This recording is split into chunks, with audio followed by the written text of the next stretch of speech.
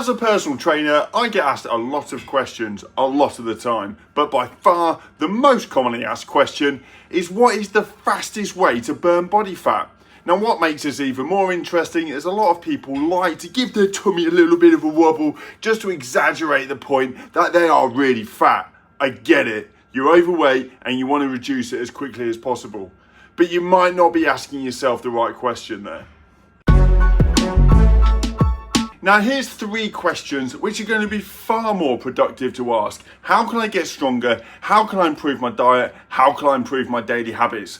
Because by asking those questions, meaning you're actually going to put forward a structure which is going to help answer those questions. And by doing so, and by focusing on those 3 objectives, guess what's going to happen? You're going to reduce your body fat, but you're not simply focusing on just the aesthetics, just what you're seeing in the mirror, just getting rid of that body fat. Because right now, where you're standing, you could be potentially looking at this huge mountain that you're trying to overcome, because you want to lose this body fat and you're drawing this correlation between body fat and body weight, and you're seeing this huge amount of weight loss that you want to get rid of as this big mountain that you can't quite overcome. But what you need to do is, instead of trying to scale the mountain with the first step, is you need to put a ladder up the mountain, and you need to take 1 step at a time by just focus on losing 1 pound at a time, so that at the end you can achieve a great objective. But you're never going to be in that place mentally if you ask that question, how can I reduce my body fat as fast as possible? Because by asking that question, actually what you're telling me is, I can't be bothered, I want it as quick and easy as possible. That doesn't exist. So instead of asking how you can reduce your body fat as quickly as possible, start asking some more constructive questions, like how can I get stronger, how can I improve my diet, and how can I improve my daily habits? So what is the difference between fat loss and weight loss? Well, let's get stuck into this so that you can actually start achieving some attainable objectives straight away, and you can start achieving some great results. Now here's the difference between fat loss and weight loss, and no doubt you have drawn a correlation to connect the two, assuming that by losing weight you're going to lose fat. Not always the case, and actually a very high percentage of the weight loss that you see on the scales is not fat loss. So let's look at the difference. Weight loss is you basically trying to change the amount of gravity that acts upon your body. That is literally all weight is telling you, is how much gravity is acting to hold you to the floor. Now, you could be losing weight by changing your diet and changing your training. Doesn't mean your body fat's coming down, because you could be losing weight through water loss, and you could be losing weight through a state of atrophy, such as actually wasting away muscle tissue, which weighs more than fat. And you could be doing that by heavily dieting, but you could be stepping on the scales every day, every other day, seeing that needle moving, and you could be feeling really great about what you're doing. It may not necessarily be an indicator of fat loss, but it could definitely be an indicator of weight loss, but that could be coming from water. Muscle is not always fat.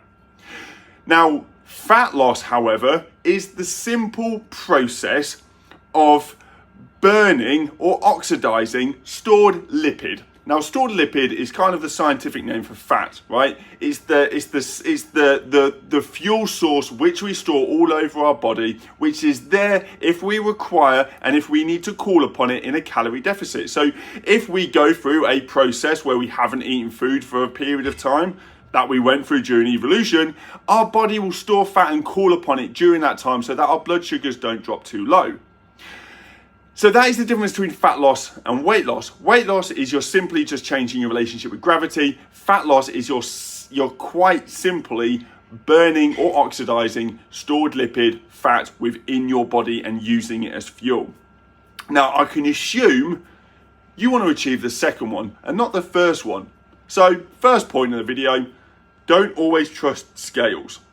They're an indicator, but don't always trust them. They're not going to be an accurate representation as to how much fat you have lost, but they will be an indicator that you're going in the right direction, as long as your training's on point and your sleep is good. So let's start actually getting stuck down into the crux of how we burn body fat, or how I can help you to achieve the most amount of body fat loss as quickly as possible, but by focusing on key objectives and by understanding the process. Okay, so here we have a reasonably simple graph, okay? Now let's assume that you burn on average 2,000 calories a day, okay? So that's here. So that's how many calories a day you're burning through movement, just for your body to function, for your organs and heart and everything else to work, as well as your activity and exercise that you're doing every day, okay? So you're burning roughly 2,000 calories. It'll probably be more than that, but for the sake of simplicity, 2,000, okay? Now, if you consume with food more than 2,000 calories, you're going to gain weight, right? Obviously, because you're burning 2,000, you're consuming more than that. So if you're consuming 2,500, you're going to be storing as fat 500 calories, okay?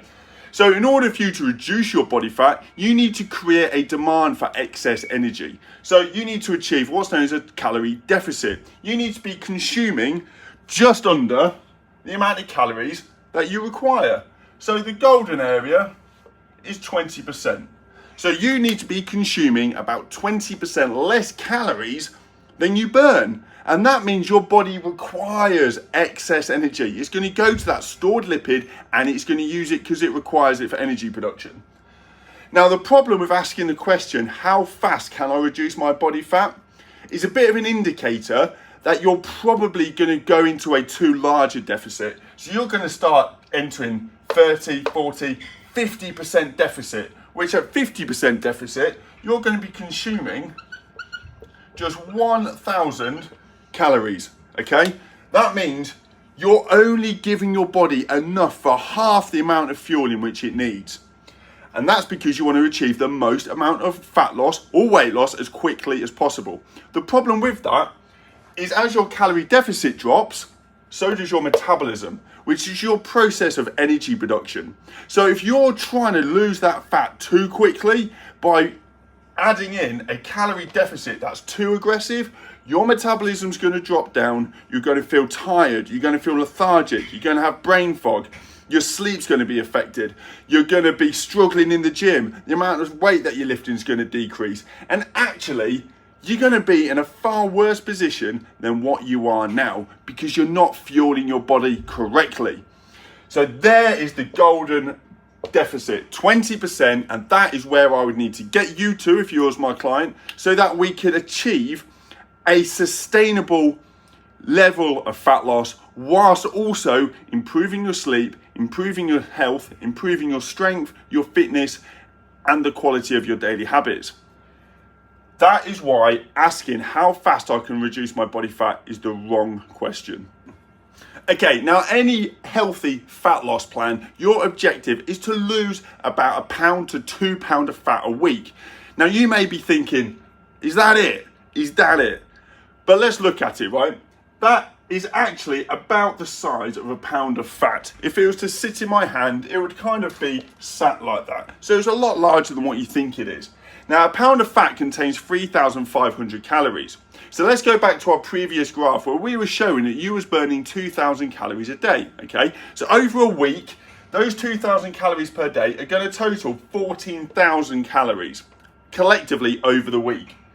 Now, if you wanted to lose 1 pound of fat a week, you'd have to consume 10,500 calories because that's creating that deficit of 3,500. So if you consume 10,500 calories over a 7-day period, assuming you was burning 2,000 calories a day, you would lose 1 pound of body fat. Simple science. Now, with that golden 20% deficit, which is consuming 20% less calories than what you're burning, you're not only going to reduce your body fat, but if you're training regularly and you're paying attention to your daily habits, you're also going to increase your strength, increase your diet, increase your longevity. Yes, you're going to live longer. You're going to improve your sex life, which is definitely going to improve your mood and your relationship with your wife, and you're going to feel more confident. And if you was to try and burn that fat as quickly as possible by introducing a too aggressive calorie deficit, so basically eating fuck all, you know what you're going to do? None of that, because you're not fueling your body correctly. So instead of asking, how can I burn fat as quickly as possible? Start asking the right question. How can I increase my strength? How can I increase my diet or improve my diet? how can I improve my daily habits? And those are the right questions, because by answering those questions, you're going to adopt the right strategy, which is not only going to burn your body fat, but also achieve all of that at the same time. And that is how you achieve the best result possible.